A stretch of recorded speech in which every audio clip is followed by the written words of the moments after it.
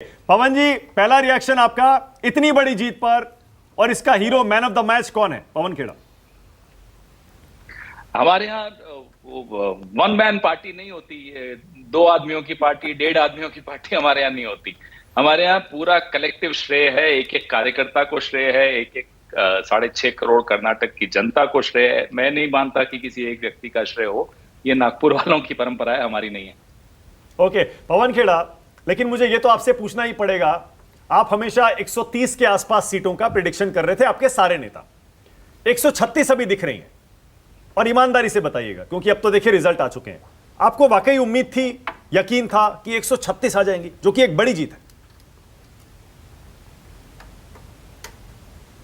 मानक जी बिल्कुल आश्वस्त थे, और ये आश्वस्त इसलिए हुए जब लोगों से बात करते थे या लोग प्रचार करने निकलते थे तो ऐसा लग रहा था कि कर्नाटक के लोग चुनाव लड़ रहे हैं। कांग्रेस पार्टी से कहीं ज्यादा आगे बढ़कर लोग चुनाव लड़ रहे थे। एक गुस्सा था, एक रोष था, और एक जिसके साथ धोखा होता है वो जो भावना थी वो लोगों में दिख रही थी कि उनको लग रहा था दे हैव बीन बिट्रेड, उनके साथ धोखा हुआ।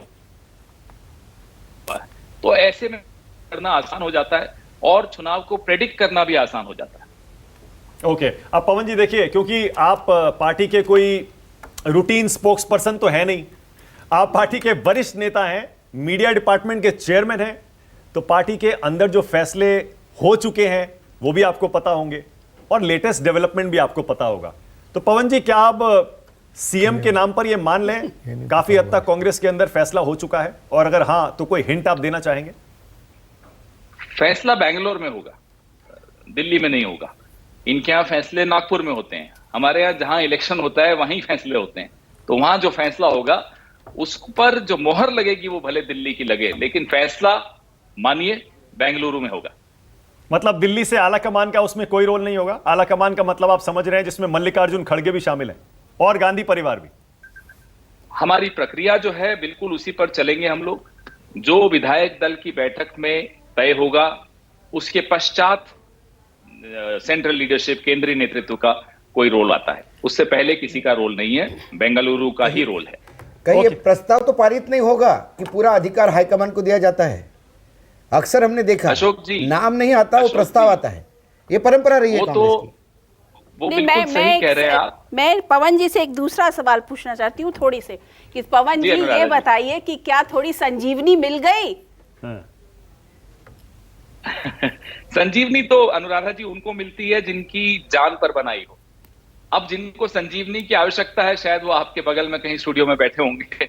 हमें आवश्यकता नहीं है, हमें लोगों का स्नेह, प्रेम, आशीर्वाद, समर्थन मिल रहा है, और वो मिलता तब तक रहेगा जब तक हम लोग घमंड या गुरूर में एकदम मदमस्त नहीं हो जाएं, जैसे कि आपके पड़ोस में बैठे हुए हो गए हैं कुछ लोग।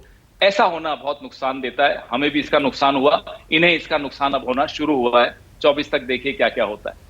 नहीं पवन जी देखिए, टालिए मत सवाल को। अनुराधा जी का सवाल बिल्कुल सही है और जायज सवाल है। आपको संजीवनी नहीं चाहिए भाई साहब, तो फिर किसी को नहीं चाहिए इस देश में। आप 52 सीटों पर हैं, देश में 3 सरकारें आपकी पवन जी रह गई हैं। कह दीजिए ना कि हाँ, कर्नाटक में जीत के बाद जोश हमारा बढ़ेगा और हाँ, हम डबल जोश से आने वाले चुनाव में जाएंगे। मानक भारतीय जनता पार्टी कितना मेरे धर्म को समझती है, मैं मेरे धर्म को जितना समझता हूं, न हार से पस्त होते हैं, न खुशी से मदमस्त होते हैं, न जीत से मदमस्त होते हैं। हम लोग अलग तरह से चलते हैं। बिल्कुल ठीक है, अच्छा लगा जीत कर, लेकिन हार कर घर बैठ जाएं ऐसे लोग नहीं है, वो आपको मालूम पड़ गया होगा अब तक। पर आपके कार्यकर्ता जो हैं वो तो जिसे बोलते हैं ना कि उनको संजीवनी मिली होगी, वो कॉन्फिडेंस उनमें आया होगा, वो शायद और जोर से लगेंगे। अब आप लोग को लगेगा कि हाँ, अब हम भी चुनाव जीत सकते हैं।